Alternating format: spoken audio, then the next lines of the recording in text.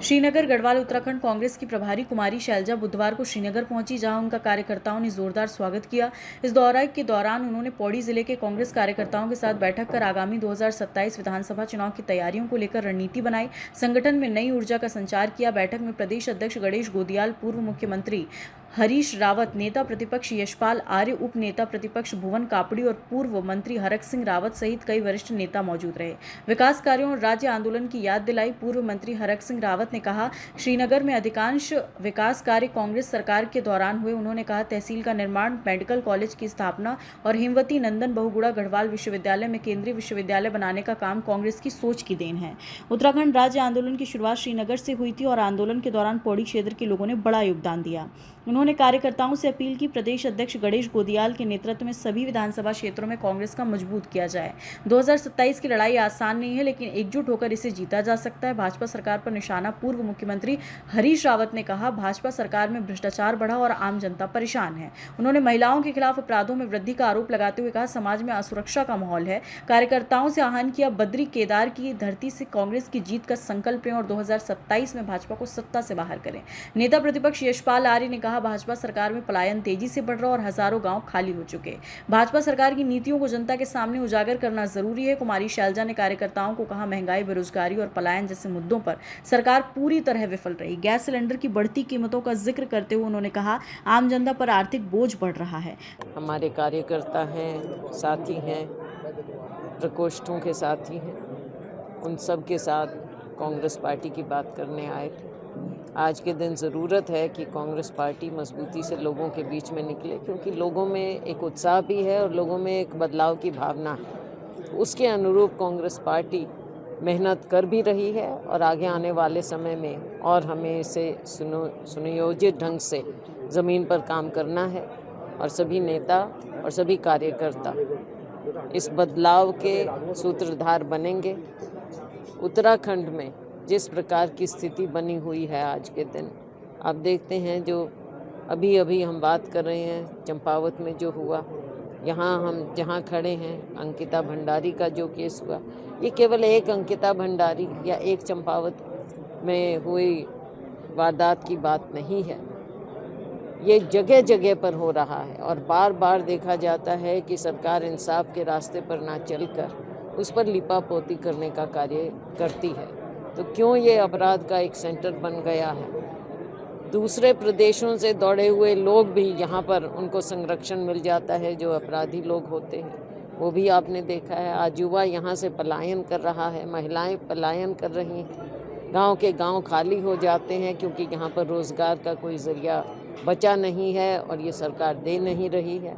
सरकार केवल जब चुनाव आता है उस समय लोगों को किसी न किसी तरह से धोखे में डालकर हसीन सपने दिखाते हैं, गलत बातें बोलते हैं और झूठ का आधार ही ये अपनाते हैं। लोगों को बांटने का, ध्रुवीकरण को ये अपनी एक नीति के तौर पर लोगों के सामने रखते हैं। लेकिन हमें पूरा विश्वास है, अब लोग, उत्तराखंड के लोग, देवभूमि के लोग इनकी असलियत को जान गए हैं कि ये राम जी का नाम ज़रूर लेते हैं, लेकिन राम जी के मर्यादा इनके आसपास भी नहीं। देखिए,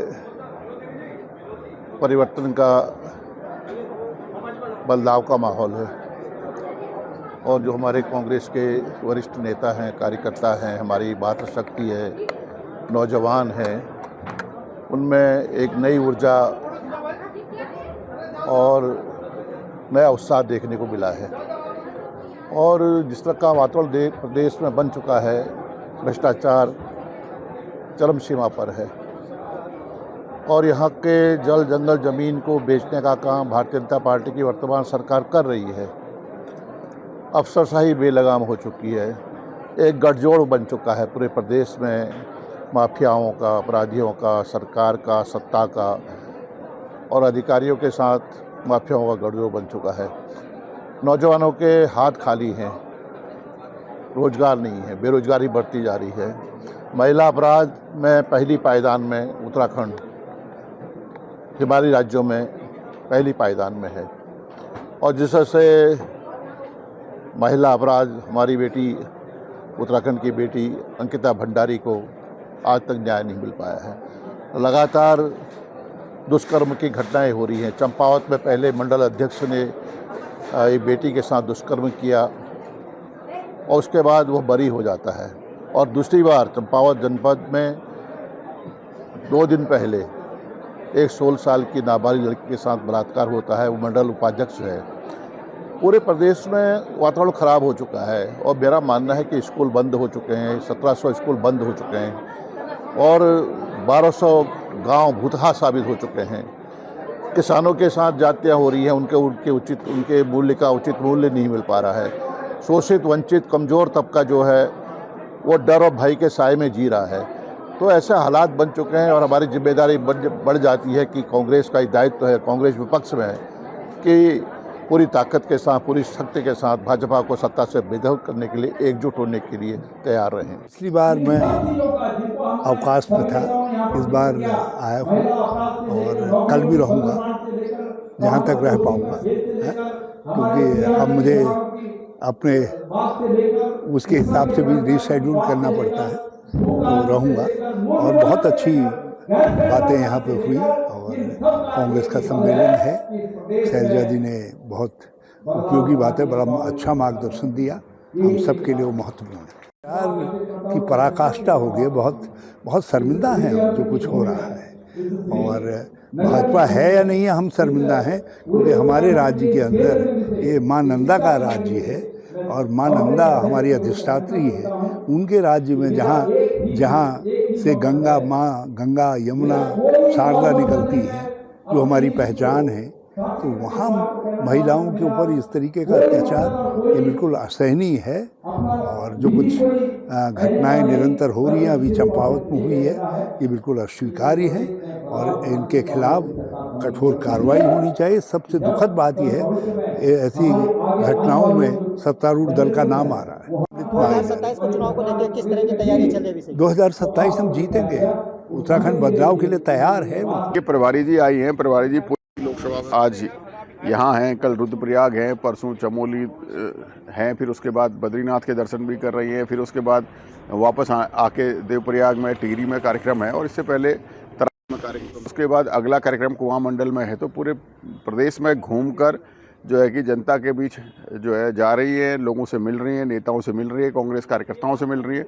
और 2027 में उत्तराखंड के हित के लिए कांग्रेस को लाना जरूरी है, उत्तराखंड को सुरक्षित करने के लिए, देवभूमि को सुरक्षित करने के लिए। इस बात को पब्लिक के बीच में बता रही है कि ये उनकी अज्ञानता को दर्शाता है।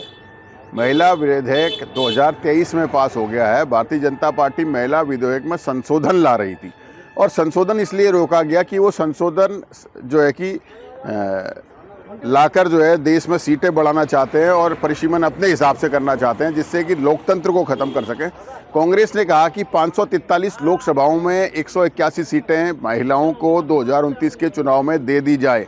आप ये संशोधन क्यों नहीं लाए? हमारे उत्तराखंड में हम सभी कांग्रेस के लोगों का कहना है कि 2027 के चुनाव में 33% आरक्षण महिलाओं को प्रदेश की विधानसभा में दिया जाए, लेकिन सरकार कहती है कि नहीं, 70 में नहीं देंगे, 35 बढ़ाएंगे, वो 35 महिलाओं के लिए। तो हमारा ये कहना है, पहले जो है वो क्यों नहीं महिलाओं को दिया जा रहा है? आगे जब सीटें बढ़ेंगी, परसिमन बढ़ेगा, तो अपने आप आरक्षण बढ़ेगा, सबके हिस्से में जो आना आ जाएगा। लेकिन आज प्राथमिकता है कि आज जी अभी महिलाओं को 33% आरक्षण दिया जाए। बिल्कुल, आज हमारी जो उत्तराखंड की प्रभारी हैं आदरणीय कुमारी शैलजा जी, उनके साथ हमारे प्रदेश के सम्मानित अध्यक्ष आदरणीय गणेश गोदियाल जी, पूर्व मुख्यमंत्री आदरणीय हरीश रावत जी, पूर्व कैबिनेट मंत्री आदरणीय हरक सिंह रावत जी और उपनेता प्रतिपक्ष भुवन कापरी जी, सुरवीर सजरान जी और अन्य वरिष्ठ नेतागण यहाँ पर आए थे। उनके साथ हमारे सहप्रभारी मनोज यादव जी और सुरेंद्र शर्मा जी भी यहाँ पर मौजूद थे। हमारा कहना यह है, आज वो लोग जिस तरह से यहाँ पर आए हैं, निश्चित रूप से हमारे कार्यकर्ताओं का मनोबल बहुत बड़ा है। और हमारी जो ज़िले की तीनों विधानसभाएँ हैं, पौड़ी, श्रीनगर और चौबट्टाखाल, विशेष रूप से हमारे जितने भी नवनिर्वाचित ब्लॉक अध्यक्ष, नगर अध्यक्ष गण हैं, उनका मनोबल बड़ा है। और हम लोगों ने ये संकल्प लिया है कि आने वाले 2027 में हम बहुत अच्छे ढंग से मेहनत करके इस उत्तराखंड की इन तीनों विधानसभा सीटों को निश्चित रूप से कांग्रेस की झोली में डालेंगे और यहाँ पर कांग्रेस की सरकार बनाएंगे। खबर भारतवर्ष के लिए श्रीनगर गढ़वाल उत्तराखंड से भगवान सिंह की रिपोर्ट। अपने शहर, अपने प्रदेश की ताज़ा खबरों के लिए लाइक करें, शेयर करें, सब्सक्राइब करें और हाँ, बेल आइकन दबाना ना भूलें, क्योंकि खबर हमारी, फैसला जनतंत्र का।